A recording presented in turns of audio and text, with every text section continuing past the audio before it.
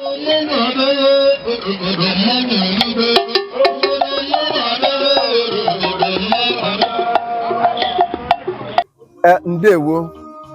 onye ọma njem ọnụ, ndewo gị onye ọma ihe Igbo na-amasị, ekenekwa gị n'ọmarịcha ehihie a.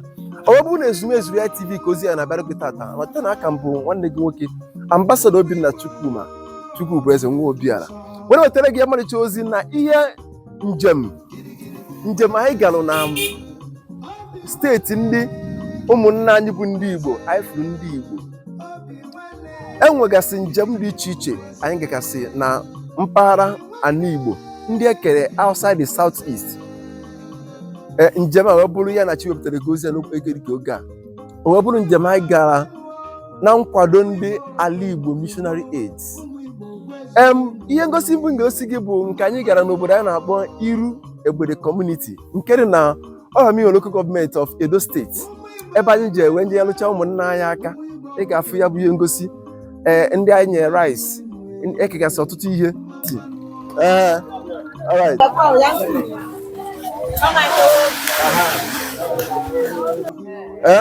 Please, unge ebele ha ebele, tinye ha ebele, gosi ya. Amen. So. Enwere ni dade na ye ka ndị lelere ye na ndị widows ka ya ha we ye ka yo slobo.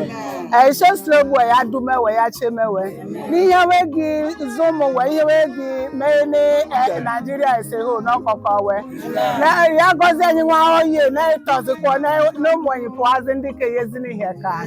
Ya gozi anyi le na gi ehurite. Ya nwa ni ihe gi bielu akoka ka onya ha anyi nya ha Nigeria nya ha widows ase ho. Na ihe ma ya spaziga ekwo ni okato mgbakato ụmụakato ihe Nigeria ihe ndị widows n'afa Jizọs.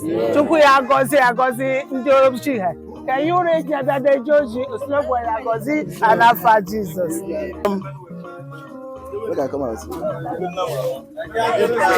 Okay, mommy, this rice here, maybe me bring them. People send me come. Yeah, say make I'm buying new rice. Ka I me one neka anything didn't know that. So I chom ko fuonye. Bele.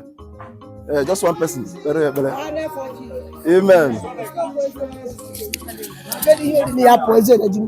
I know that you da agbajunu we pa carry corruption ga for Jesus. E ko bo no nya han you stop that nya han.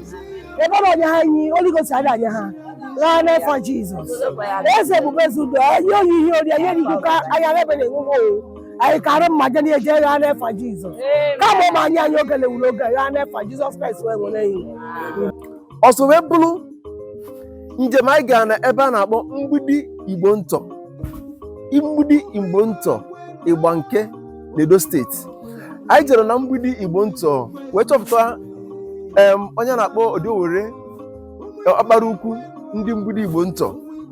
Mgbe anyị je hụ ya bụ nwoke edike ngosi na-egosi gị nwoke a enweghị onye anya bi, onweghị onye na-enyere ya aka.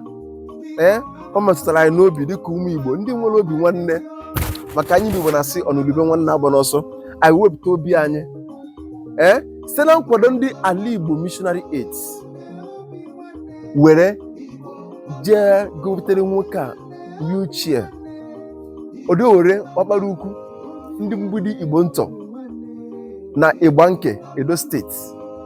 Igbanke bụ obodo anyị chọpụtara na anyị nwere ndị Igbo nọ n'ime ya. Anyị jere nchọpụta n'obodo dị otu a wee zute otu nwoke Okpala-Ukwu Mgbidi Igbontor. Onweghị onye enyemaka. Ụbọchị anyị zute ya bụ nwoke enweghị onye anyị fụ ya na ya dịka ị na-afụ ya ngosi. Na mmetụta aka n'obi ụmụ Igbo nọ mba dị iche iche egotere ya wheelchair dịka esi na-egosi gị. Wheelchair nwoke eji na-agagharị na-aga ebe dị iche iche.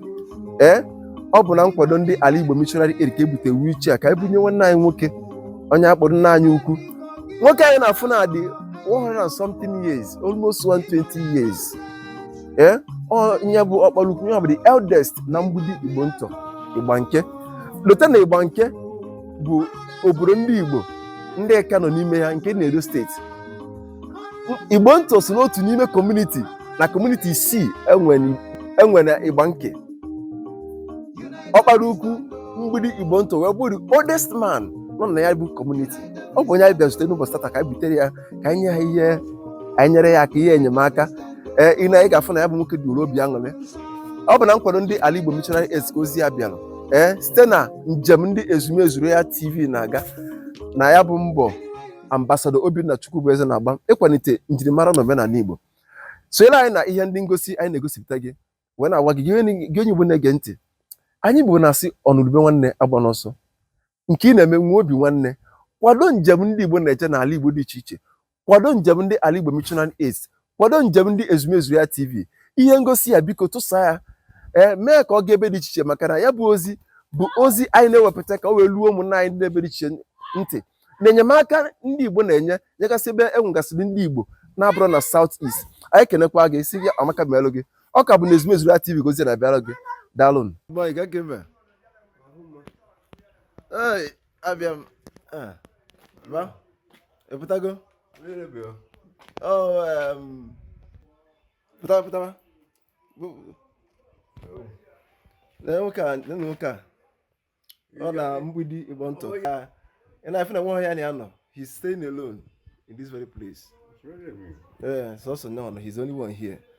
And I beg Eba before. We have been here before. We met him, and this time around, I check out with Ozia and Nuju, and we can need Lenyamaka. Let's assist him. Anything we can do, we go along with this time. Yes. Yes. Yes. I go always. Serious. Yeah. Sorry. Osha Bude. Yeah. Sorry. I remember for Onika. Sorry. Otanda. Yes. No market. Yes. More Obinna Ezumezu Royal TV. I'm na nna no. I'm na nna no. Ebe na tada bụ na Mgbidi. Na Mgbidi Igbontor. Mgbidi. Na Mgbidi Okpala-Ukwu of this Mgbidi. Na Mgbidi Okpala-Ukwu. Okay. So biko so si ano he don't want nwa na-enyere aka nwa nwa nobody please. You know if no ọ na-eri kachana every year agbalichasigo ọ na-adasigo ada everything ya enwezi ọta nya nsogbu dị biko enwanye maka ga-enye ọ ga-adị mma biko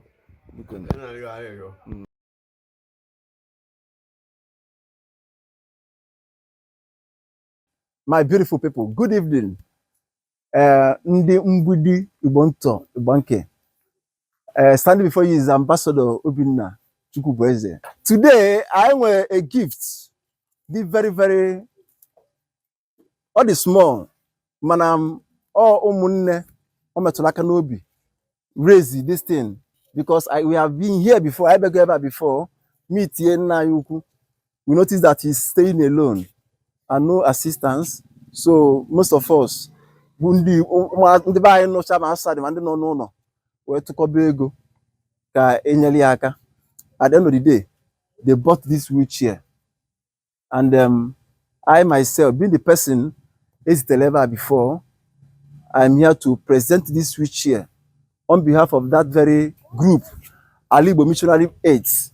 I'm presenting this wheelchair to the Okpala-Ukwu of Mgbidi Igbontor. And the wheelchair, a brand new wheelchair. We already fixed everything. We make sure that all the very workable before we bring it here. So, please, my wonderful people, so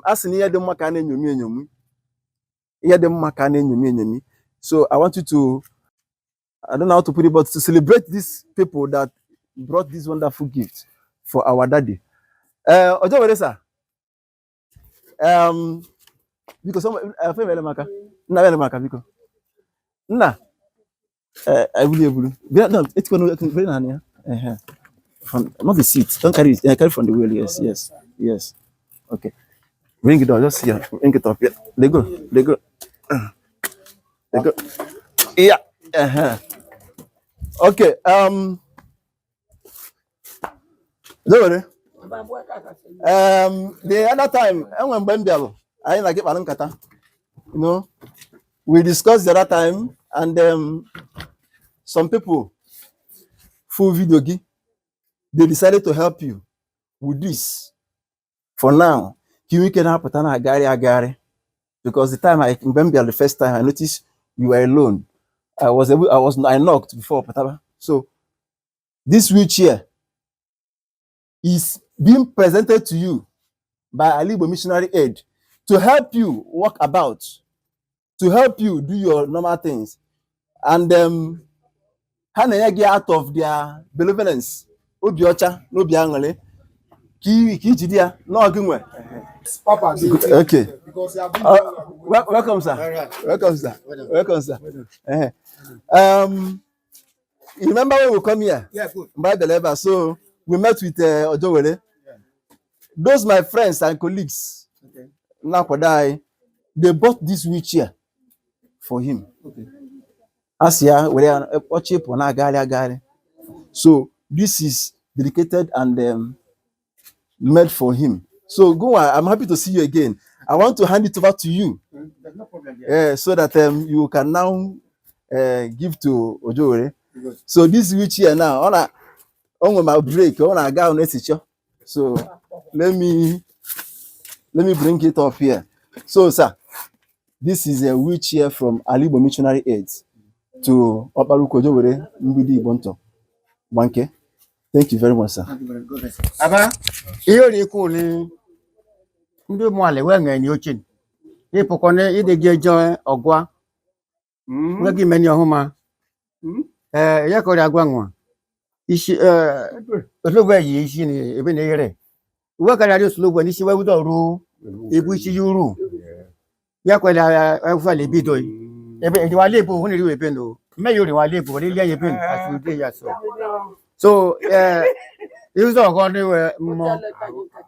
Ne were yes ni. Ne were kwa kole nwe. Go mun do menya ha no do ri ni we ma. So one wheelchair, you can walk where which even roll you go to the place. My cousin a book is where even. So that is the thing. Yeah, quite cool. Ya go no more one time. Can we move? Can we move? Ya go no. When more yele. Okay, go back. I dey come. Okay. When more quick, when listen. Wait. Bro, thank you very much. God bless you. God bless you. God bless you. You are very good somebody. Yes. Yeah. When me book like you are quite a map. I want on break. I don't want my bank.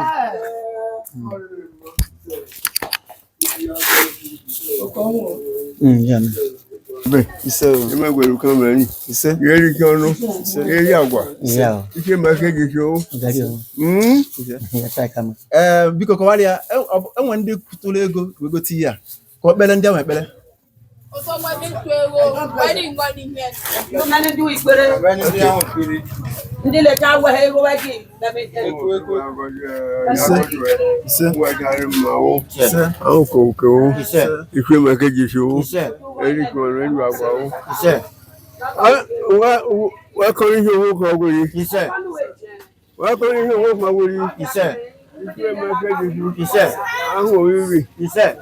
Ọ̀fẹ́bíà, ìwúrẹ́bíà, Ukaria, àwọn ẹ̀pọ̀, ìfẹ́ mẹ́kẹ́jì ṣe ó.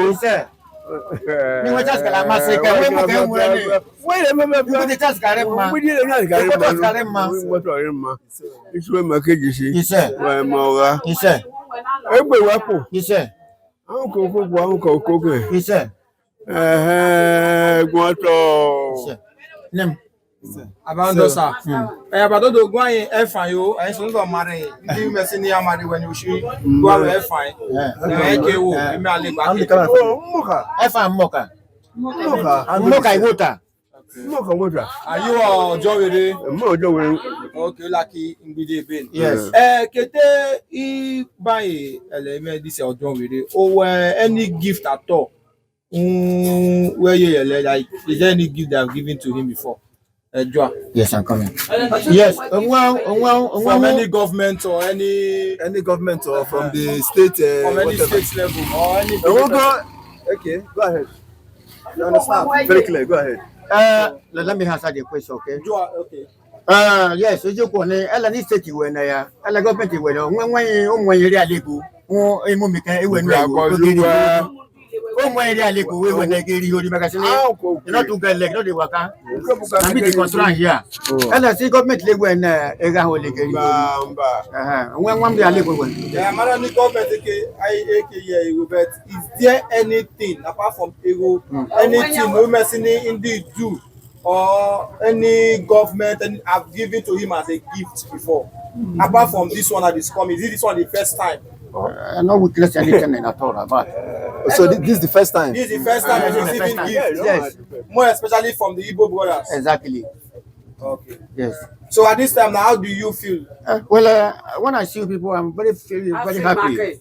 Obi la sobo so kono do me kwa ibi na na ho inyo ho ibi nu nga ho na obi la sobo so kede me ho obi la sobo so kede me ho yen oge jije kwa no. Okay, aya. All right. So we believe the family is very, very happy. I'm very, very happy. And this is a surprise. To Yes. the family. Yes. So at this time now, give you one ika one like Ndi Igbo women because mostly because Ndi Igbo where who video papare. Yes, exactly. What's in number old man like this, at least this will be good for him. Yeah. You know, to be moving around. So what's in the at least we can get something like this for him. So at this time, can you one you can go and down home? Okay, yes. It's okay that na pa me otlugu na pa me otlugu ke ile chan.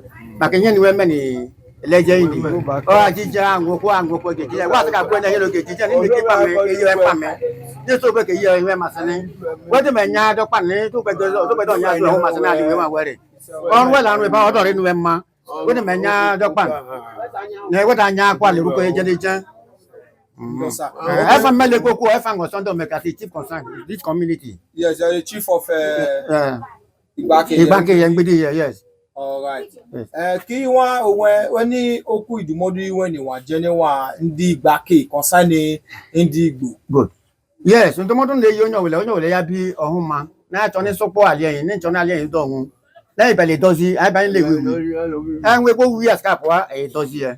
Na le wi do re ma do ni ibi because e bi ku alo je to gbonu mo e place ni o do ni ibi. That is it. Thank you very much. Nah, thank you very much. I want to say thank you for giving us the privilege to receive this from us. Makana, the people that sent this, they were touched when they saw him. Yeah. In fact, many of them cried. Yes. The day I made the video about him. Yeah, the video when they carry go. Today, I see a journey of 1,000 miles. Begin with a step. We pray for more good things because they have better plans and good thoughts for him. But for now, for him to be able to walk about, he put that wheelchair. Enwozi ozo aka ga-ezi maka ma na nke aka bụ mbido. Enwozi ozo aka ga-ezi a ga-emekwa ka olu unu ntị. Anyị ka bụ Ezumezu ya TV. Ihe na-eme bụ ịkwalite gbasara ndị Igbo. Ebe ọ bụ na ndị kpọrọ anyị nwanne anyị akpọ ha nwanne. Ndị ọbụla kpọrọ anyị nwanne anyị akpọ ha nwanne. We don't have boundaries. Ya ji gbagotere bụ na anyị abịago fụ ya. Nekwa na ife na only need such help. And we are here with this. So please, dịka nabatara ya. Bekwa na ekpere mkpe n'isi a ga-ere n'isi anyị. Sikwa na nyawa na onwe ya ama mba n'elu bicycle agbajie ụkwụ ma ọ bụ merụkwa ahụ ma ọ bụ ike eme ya. You will enjoy this wheelchair. This wheelchair will give you more years to live. I thank God for that. Yes, because this wheelchair will not just be a moment for you to wave off. No, it will give you more time, more healthy life to live. If you have to live next 20 years, this wheelchair will play with you 40 or more than. Yes, that is so that it will reduce the stress of not going out. So, Odowere, thank you very much for accepting this. And I thank you for this. Okabo.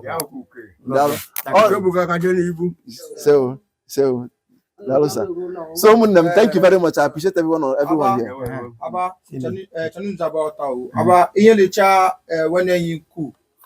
ya no ye licha oku abi ya no ne Osinye cha hu le ko be ni ke ya no hye ogwu ayi kan. Anu gwara m. ya no go licha yo Anu go. Anu ma Us no nugo. amene ndi bini laso asoso we you can no ye we laso Anu ko. O ta kan no ho. okay ya no ye ndi du Okay, laso ede anu ndị du na so. but ya no cha ne ye ndi Igbo laso Ya anu. Mba iwele Kenya. Oh my gosh. Na ta ni go. You Kenya for no. This is the way he normally comes down. Yes. So but today we are looking at something more better for him.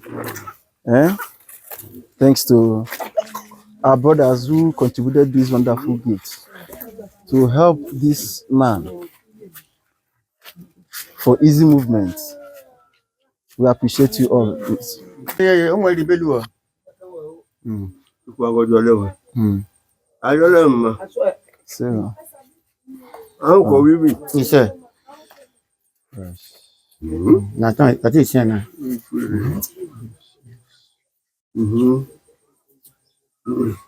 Nobody say now for this community now today, both man and women. And after our king, I the second person in this community. That's not with me. yes, That's the second command. After our king now, I be name is the exactly the simple as it is. Yes, I'm telling you. wow. Okay. Understand? Yeah. Okay.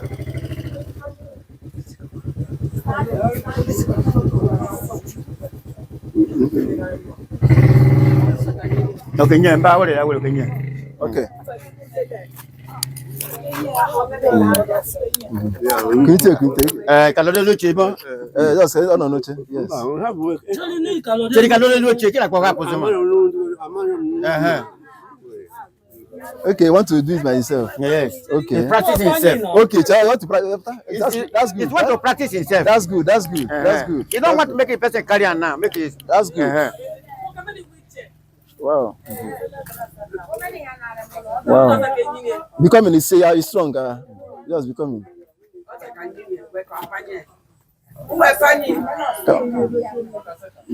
Yeva, that the video ran here now.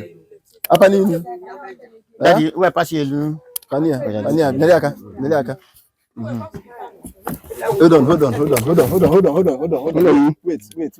Carry him up small. Carry him up. Sit. Carry him up. Abachiri pass you. Wait. Excuse me. Wait. Because it's hold on. A minute. Okay. Sit. Beautiful. Wow. Look at you like this. Put the leg. Tia kuna yana. Walk with you. Or that's Major point you. okay. Then you can choose to wear the belts. Yes. No, but now when I go do that one. Okay, Anyway, experiment. Okay. Just to keep him safe. We can adjust it anytime. Okay. It's adjustable. Okay. To give him the stay once. That's all. That's right. Okay. See if you can drive it, sir. Nagodia. Oh, let me push it a little. Pictures. Okay. Wow. Are you okay? So are you okay? About to go. Get a motor leg with console for you. Feel relaxed, yeah?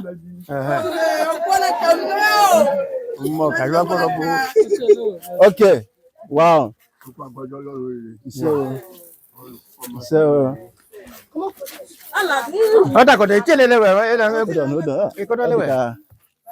Hold on. okay. Those things are loose. We can still fix it. I know, you know. I will just make it like this. Here. Hold on. Yes. Okay. Nice in adjustment now. Yeah. Okay. So it can be adjusted. Okay. It will adjust according to. I don't see now. Yeah. And the other one, that other one can be used to control him from falling. Yes. Okay. So that is it. Yeah. Just all those things I go for. Those things we will hold it. All right. Okay. Let me can fix his other things. Let's take this official. What is it? The table?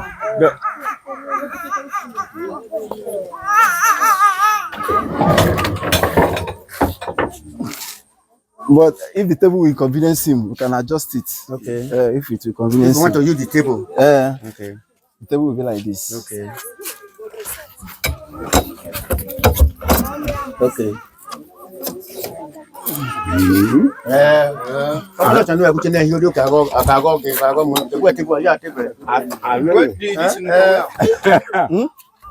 This do not. It's on that.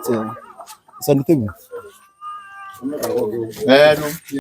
Now, what like this? Tony, you and which after is the you could make back. You're going to go to the chamber. Oh, I remember. Don't we tell it, but can't tell you ALAIGBO. You're going to you will so you remember, you for anywhere.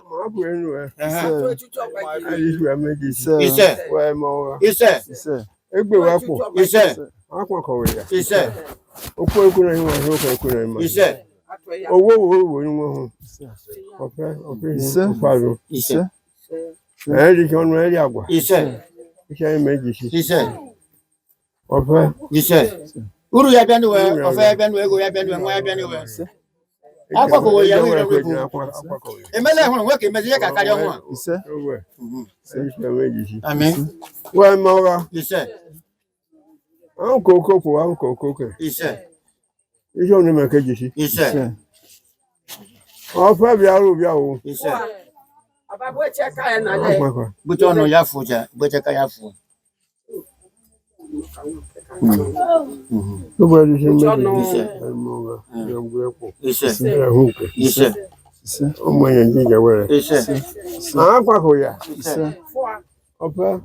Suru ya bia, ofa ya bia no mo kalikari ale. Where's that Karima?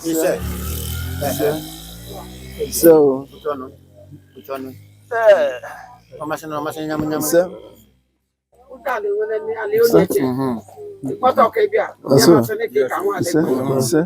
No Karina no my where you from. No Karina where chama.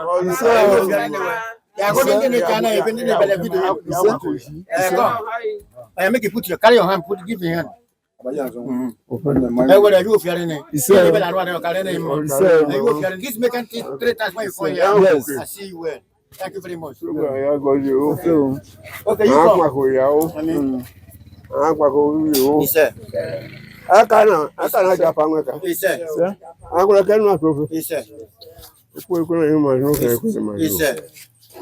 I'm a good company. He said. I don't know.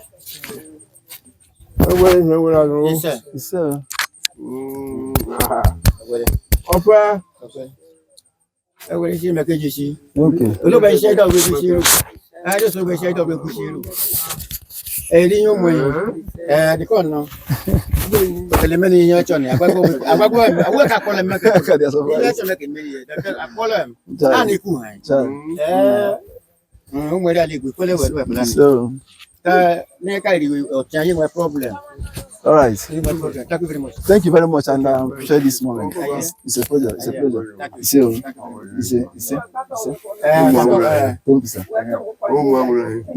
Oziobo, I say that Oziobo Nezim on your behalf. Okay. I will get it to you without delay. Oziobo Nezim Ozinka. Ndi Igbo follow video gi. Ma ihe mere gị n'azụ. O metụ ha n'obi. O metụ ha n'obi. So mana ha si ka anyị butegoro nke ejiwe na-agagharị na nke apụtago. So biko anyị kwenye na wichi a ga-enye gị ahụ ike. Ọ ga-enye gị ahụ ike. Ihe ọma ọbụla aka pụta na njem a m ga-eme ka o ruo gị aka. Ndewo. Daalụ.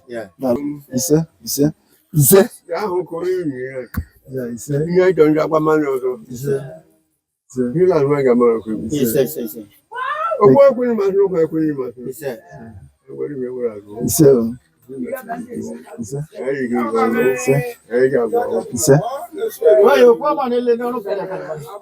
don't find yourself.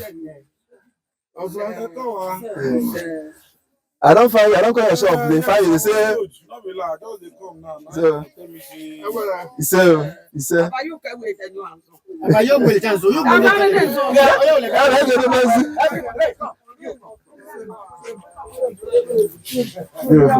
beautiful. You are doing it. Let me try it, please. I'll take you out later. Let me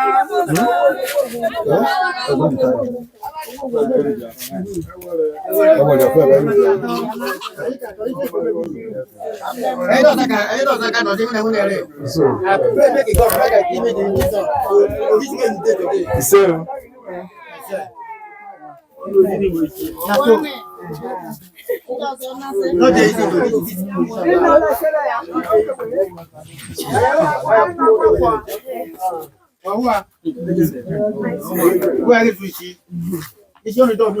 the community came out en masse to appreciate this benevolent act from ALAIGBO Missionary Aid. It's really worth it today.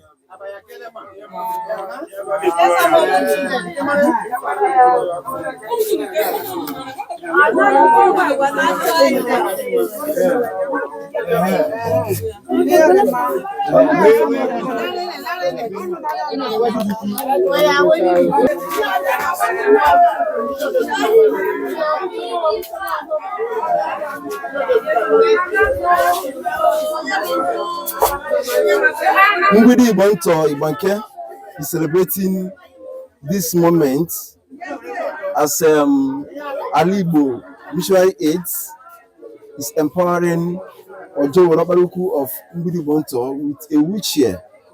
We came out a man to celebrate this moment. What a moment of celebration. The man is so happy.